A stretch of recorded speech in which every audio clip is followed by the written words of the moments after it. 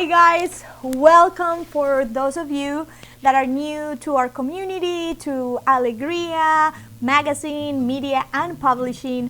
Thank you so much for watching. Let me introduce myself. My name is Davina Ferreira. I am the founder and CEO of ALEGRIA magazine.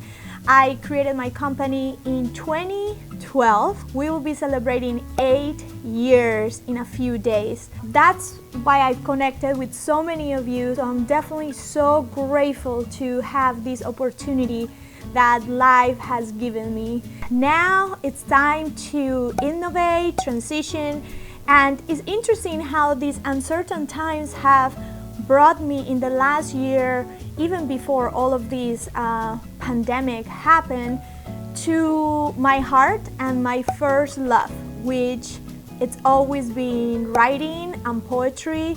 To tell you a little bit about me growing up, I grew up in Medellin, Colombia. I was there, I did all my school until I was 17. So my first language, of course, is Spanish. My family still lives there and I try to visit at least once a year. I'm very close to my family. I always treasure the memories I had in Colombia and I have every time I go. It's a very strong part of me, a deep place filled with so many stories and childhood memories. And that's the place where I first fell in love with books, literature, and writing. And then I've been in Los Angeles for the last 21 years of my life. So literally, I have been in California now more than in Colombia. So you could say I am Colombian American in every possible way. I also feel very American. Here in the US is where all my dreams, a lot of them have come to fruition, so I'm definitely very thankful to this country for all the opportunities I've been able to have, especially in a world of art and literature and media, which in other places could be difficult, but this is such a mecca, for entertainment, for media, for creativity, and that's what California and Los Angeles has brought to my life. When I got to California, I actually started going to community college because at the time I couldn't afford like a 4-year university. I applied for all the help and financial aid and I was able to qualify, and 2 years later I went to UC Irvine. I majored in theater arts, so my BA is in theater arts. From that time, I think what I treasure the most is performing, everything, singing, dancing, acting, and the background on learning about all these playwrights and the arts and the art behind like everything that's theater, right? Because sometimes we think only of the actors, but like just creating a beautiful production, the sets, the writing, the design, the lighting. There's so much to it, there's so much magic. So I definitely also am very grateful for the theater, because if there is something magical about theater is that it requires such discipline. I remember rehearsing, at least when we were like in a season, producing like a play, you're there like for 6 hours and you come to your dressing room and you leave really late at night. And also the value of a team, right? Some of the best memories I have are with the other actors and directors and writers. I think that's something that will always stay with me. And so at UCI, I had some incredible opportunities.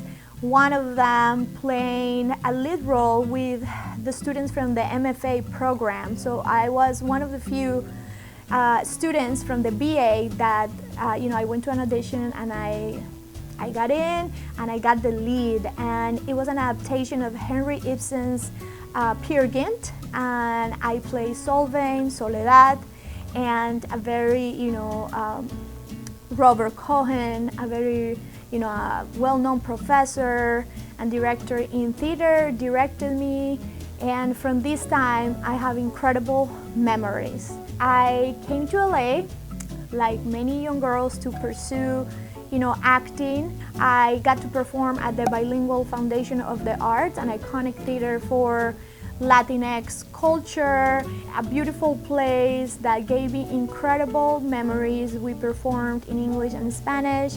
So many good memories. We will be doing one play for like 3 to 4 months. So imagine like you're always with the same people, sharing moments on stage and off stage. That's something that also taught me a lot about the value of teamwork and discipline, all the beauty of the theater and art, right? Because art really requires passion and dedication. Years later, I joined UCLA Spanish journalism program. It was a certificate program, and that was an amazing new career path. Soon after that, I started interning for small publications and just local newspapers. That's how I started in journalism, but a lot of it was entertainment based. I got to like interview a lot of celebrities and all that stuff. That was like my first time doing that, and I loved it so much at that time. I learned also at a local news channel to produce news pieces. So you gotta, it would be like 5 in the morning, and I'm like, producing like the audio for it and having the footage ready for the editor. You had to do everything. So basically leave it ready for the editor to go, edit it and just go on the air. I also learned a lot from that time. When I think of it now, it's like everything sort of makes sense. Everything has been lifetime of education, because I really believe about the power of education. After the Spanish journalism program and working at these local channels and newspapers, I felt that there was a need for something in media that showed us in a positive light, that brought us, just incredible stories of leaders and artists, Latinx art and culture. But of course, I didn't know how that was gonna happen, because I still was holding little jobs here and there. I didn't have any capital to start a company. I'd never been an entrepreneur. I was always more concentrated on the creative vision of things. So when years later, thanks to like an incredible mentor of mine, a woman that changed my life, her name is Rochelle Newman. To this day, she's a mentor and a dear friend, and I will forever be grateful to her. She learned about my idea, boom, a national brand, launched my publication with some years of a very nice contract that basically propelled me into becoming a creative entrepreneur, and the rest is history. I've learned so much from this stage as well, because I had to be, boom, sales, marketing, selling ads.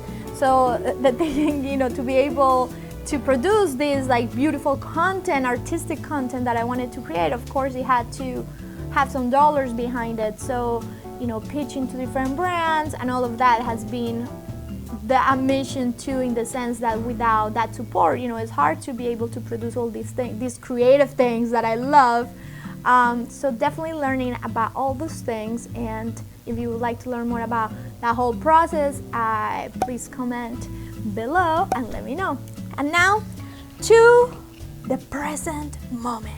Ta-da! Alegria magazine and media is gonna be 8 in a few days. Happy birthday, my baby. Now is not a time to do a lot of experiential stuff and events, which we do a lot of for the last 8 years. So now I've been thinking about self-publishing and how unrepresented we are as Latinx authors, and being an independent author myself, I thought how amazing to be able to share what I have learned on this journey as an independent publisher and writer, bring it to you, what I learned, pros, cons, and of course I'm still in the process. I have big dreams. My biggest dream, it's literally to be a very well-known author and writer, and share my love for poetry and fiction and just the human spirit with a as many people as my writing can touch. So if you like this video, please connect with me below, Davi F. Alegria. Make sure you subscribe, share the love, share with your friends. And before I go, I want to recommend different books, mainly authors of color, but I need to say that there are authors all over the world that I love. If you're not familiar with Rupi Kaur, her story is incredible. She actually self-published this first book, The Sun and Her Flowers, after they saw the incredible reception he had and the community she had created. It got published traditionally, and this book has gone to sell more than 3 million copies. She's been able to bring poetry to a new generation. It really has opened doors for a lot of poets that we never thought we could actually make a living from our art. I think she accomplished a lot.